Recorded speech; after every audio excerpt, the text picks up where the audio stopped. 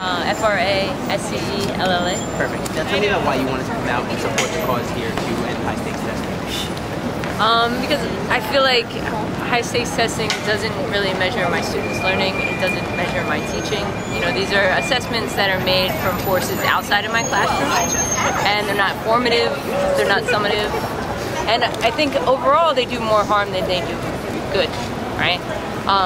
As a 12th grade English teacher, for me, I think it's a lot more important for my students to go through a writing process, right? Where they do research, they ask questions, they talk to they engage in discussion with their classmates, with me, with people outside of the community. They do a first draft, they get revisions, they get feedback, they do a second draft, right? A third draft, right? And then they get to actually present it and share it with their community. For me, taking an English Regents exam for 6 hours straight in one day is nothing they will ever do in college.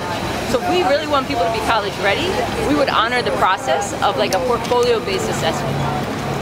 A lot of it has been made about the assessment and the fact that parents and students don't really get to see their exams when they're done. Right. How important do you think that is in students being able to learn from their work and correct their mistakes and see where they went wrong?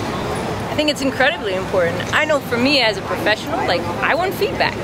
You know, like if I do something, it's really important for me to someone say like, hey, what you did was really great, you know, and you should keep doing it. And this, you know, you can work on it. Or have you thought about doing this? Or, you know, and to have feedback from my fellow teachers, from my students, from my administration, all of that is really important. I think multiple levels of feedback are important.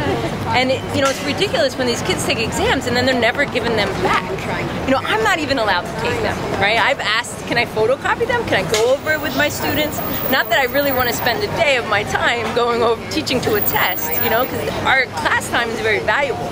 But if this is what we need to do to get them to graduate and give them, you know, the resources that they need to go on in life, then I'm down to do it. I want my students to succeed. I want them to go to college. I want them to be professionals. But I think it's ridiculous, you know, and now they don't even trust me to grade my own students' exams. And now they want to, but yet they're going to have me grade exams of teacher students who I'm being rated against. Right? So there's not a lot of trust.